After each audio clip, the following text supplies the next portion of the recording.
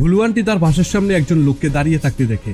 লোকটি বলে 18 বছর আগে ভুলু আন্টির সন্তান পরিবর্তনের কথা তিনি জানেন, কারণ তিনি ওই সময় সেই হাসপাতালে কর্তব্যরত চিকিৎসক ছিলেন এবং ভুলু আন্টির বাচ্চা পরিবর্তনের দৃশ্য নিজের চোখে দেখেন। লোকটি আন্টির কাছে 1 লাখ টাকা দাবি করে আর টাকা না দিলে সব কথা ফাঁস করে দিবে বলে হুমকি দেয়।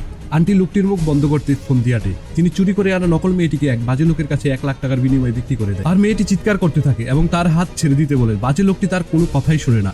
এবার টাকা পেয়ে লোকটি মেয়েটিকে বলল, তুমি যাকে মা বলে জানো সে তোমার আসল মা নয়। মেয়েটি তাদের হাত থেকে পালাতে চাইলো কিন্তু পারলো না। বাজে লোকটি মেয়েটিকে বেধড়ক মারলো এবং তাকে একটি রুমে বন্দি করে রাখলো।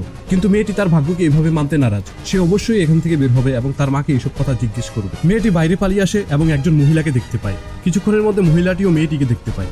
মহিলা মেয়েটিকে জিজ্ঞেস করে, তোমার এই অবস্থা কে করেছে আর তুমি এখানে কি করে এলে? মেয়েটি বলে যে সে বাজে লোকের পাল্লায় পড়েছে। এই সময় ভদ্রমহিলার মেয়ে চলে আসে। সে বলে ওঠে, এই মেয়েটি কি করে এখানে আসলো? সে চেঁচামেচি করতে থাকে এবং সিকিউরিটি গার্ডকে ডাকতে থাকে।